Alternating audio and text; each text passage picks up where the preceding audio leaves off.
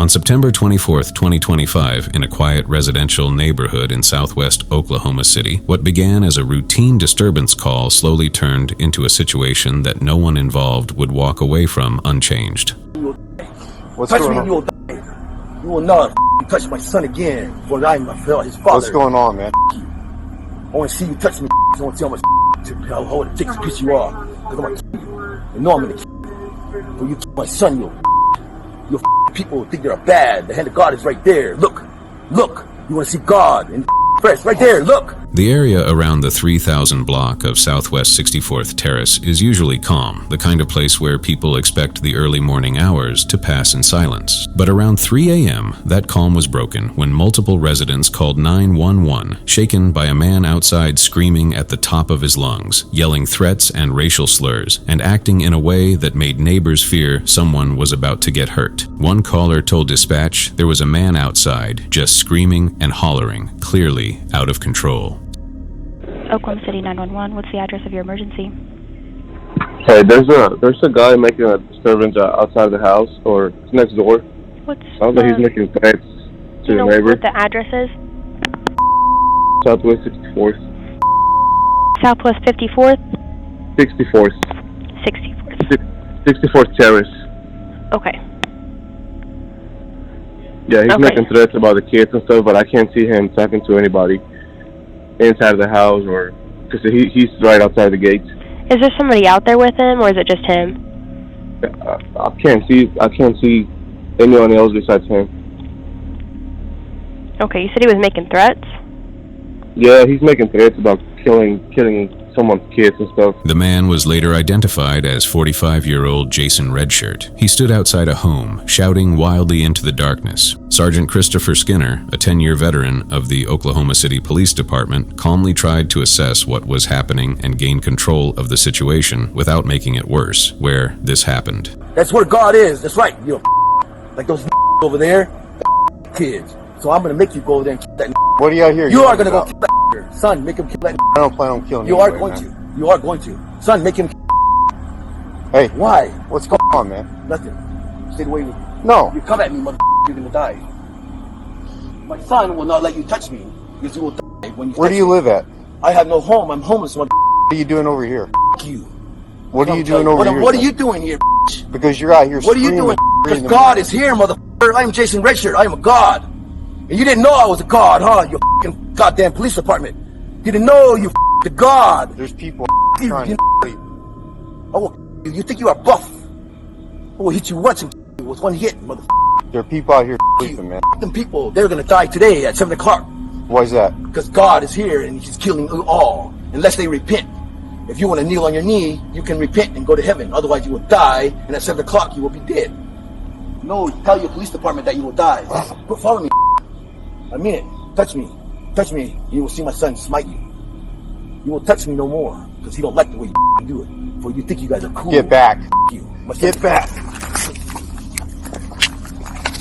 Oh, man. Turn around. Turn around.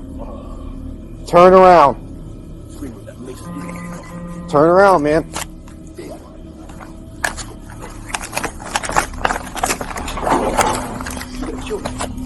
Put the board down.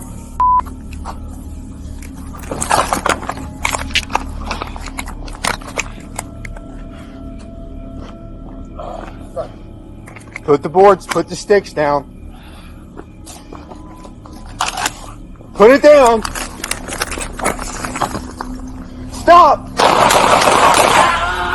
Now alone, already hit, with no cover, and facing heavy objects that could easily cause serious injury at close range, Sergeant Skinner fired 4 shots. The entire encounter unfolded in just minutes. Officers arrived quickly and rendered aid, and Redshirt was taken to the hospital in critical condition. Skinner suffered minor injuries and was placed on standard administrative leave, as required after any officer-involved shooting. Unfortunately, after months in the hospital, Jason Redshirt died from his injuries on December 8, 2025. At the time of the incident, he faced pending charges including assault and battery on a police officer with a dangerous weapon, making violent threats, and possession of a controlled substance. A grand jury reviewed the evidence and cleared Sergeant Skinner of any criminal wrongdoing, ruling that the use of force was justified given the circumstances. Many people later pointed to possible mental health or substance issues that may have influenced Redshirt's behavior that night, and how police respond to crisis situations when non-lethal options fail and officers are alone. Bricks and boards may seem simple, but at close range, they can be deadly. While the loss of life is always tragic, situations like this highlight how dangerous solo responses to erratic and violent behavior can be, and why better backup and crisis resources may be critical in preventing outcomes like this in the future.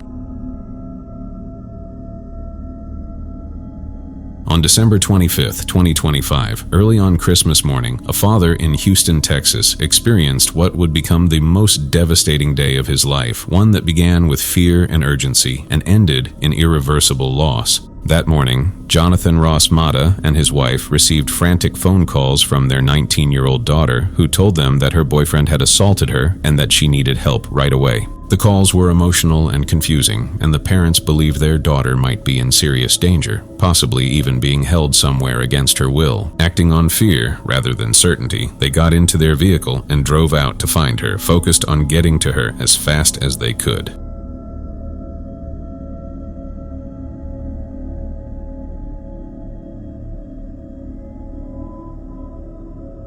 They ended up at a Shell gas station on Bel Air Boulevard, waiting for what they believed would be the place where their daughter would be dropped off. Then, a gray Honda Pilot pulled into the gas station. To the Matas, it appeared to match what they feared their daughter might be riding in, a gray SUV with a woman visible inside. In their state of panic, the details seemed to line up just enough to convince them this was the car they were looking for. What happened next unfolded in only a few seconds, but those seconds would change several lives forever.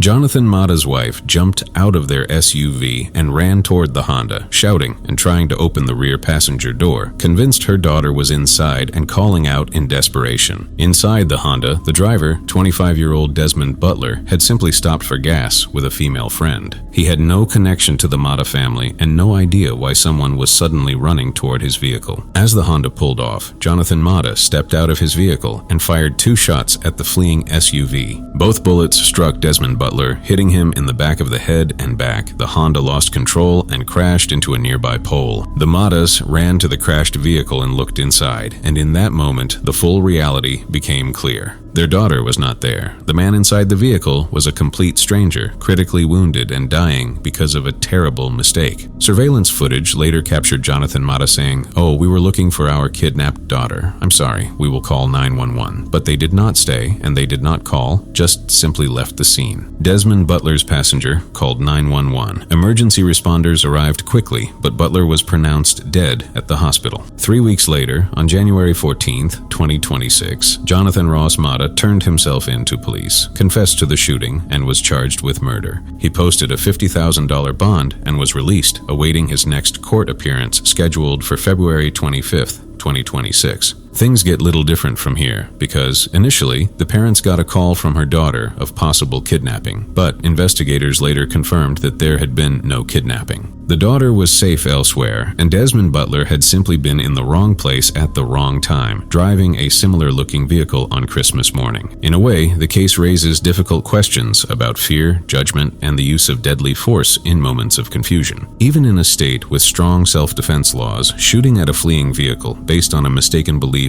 is extremely hard to justify.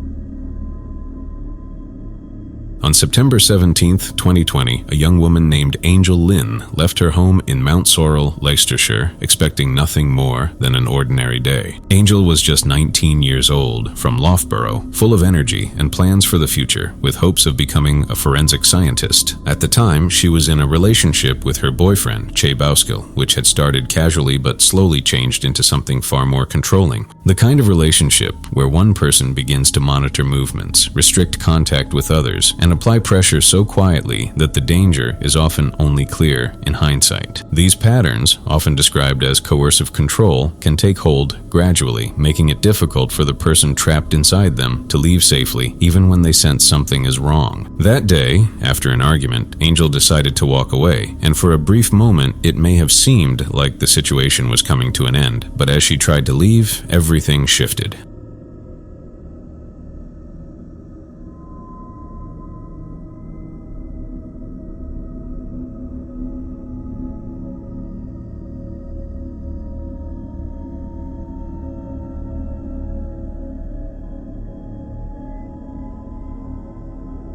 In broad daylight, on a public street, Bauskill grabbed her and forced her toward a van that was being driven by his friend, Rocco Sansom, and nearby cameras captured the moment as Angel struggled, clearly distressed, before being pushed inside. The van pulled away along the A6 near Loughborough, blending into normal traffic, and within moments it was traveling at speeds close to 60 miles per hour, carrying Angel against her will. Then, without warning, Angel fell from the moving vehicle, landing headfirst on the road, and the impact caused catastrophic injuries to her brain. What had begun as an ordinary day ended in silence and shock as her family rushed to the hospital, where doctors performed emergency surgery and warned them that she might not survive. Angel remained in a coma for weeks, and although she eventually woke up, the injuries had changed her life completely, leaving her unable to walk, speak, or eat on her own, and in need of constant, round-the-clock care. Over time, she began a long and difficult rehabilitation process, and while there is still no full recovery, she has made slow but meaningful progress, including standing with support, taking small assisted steps, communicating through an iPad, and speaking her first word, Mum, more than 3 years after the incident. I just felt like someone had ripped my heart out. When you hear the phrase heartbroken, that's when I thought that's just not a phrase. I was absolutely heartbroken. It actually aches, your heart.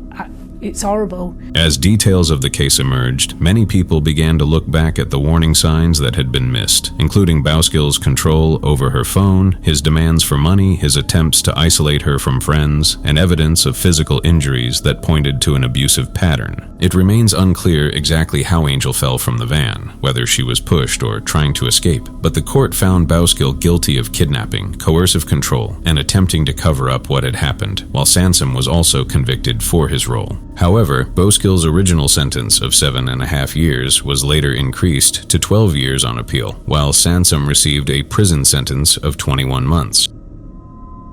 On the morning of January 6, 2026, what began as a routine commute along Highway 90 in Horry County, South Carolina, took a disturbing and troubling turn. Stupid bastard! God damn!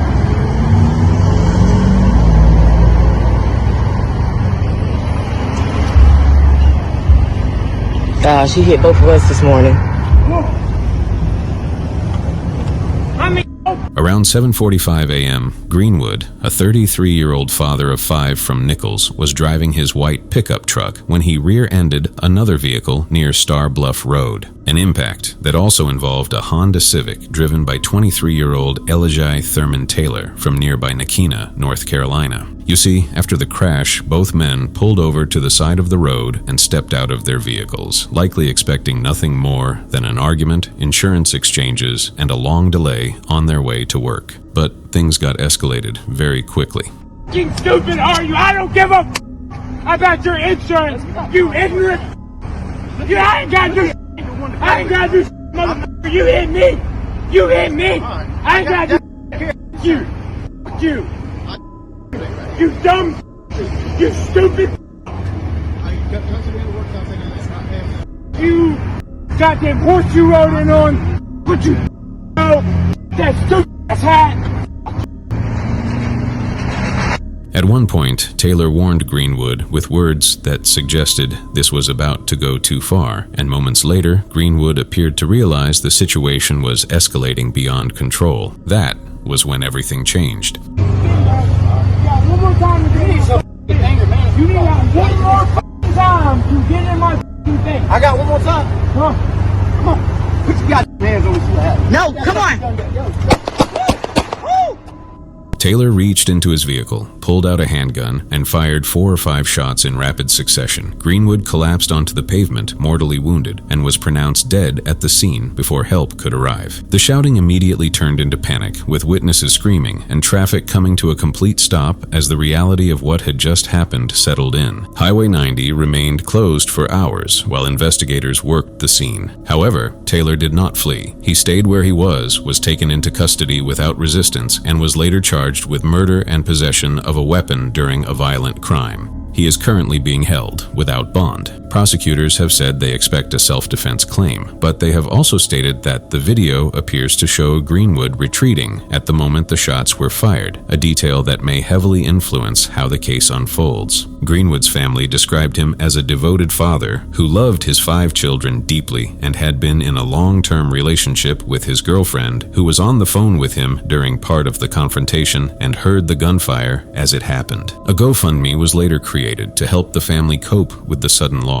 Many people have asked how a minor traffic accident could end this way, and while both men contributed to the heated argument, the choice to use a firearm against someone who was backing away has raised serious questions about road rage, personal responsibility, and the presence of guns inside vehicles. One brief moment of anger ended one man's life and permanently changed another's future, all on a road where thousands pass every day without incident.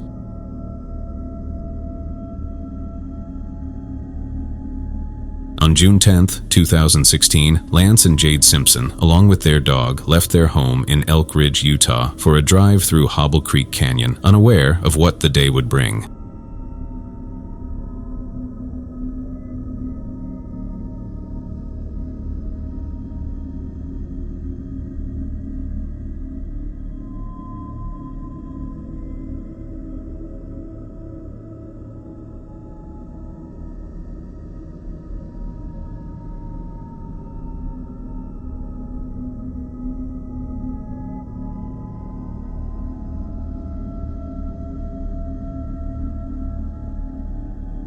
Lance, 46 at the time, and Jade had only recently moved to Elk Ridge for his new job at a power plant. They loved adventure, travel, and the outdoors. Friends described Jade as the love of Lance's life. That Friday afternoon, they took their Dodge pickup up the right fork, likely just to explore their new backyard. But somewhere along that narrow track, things changed.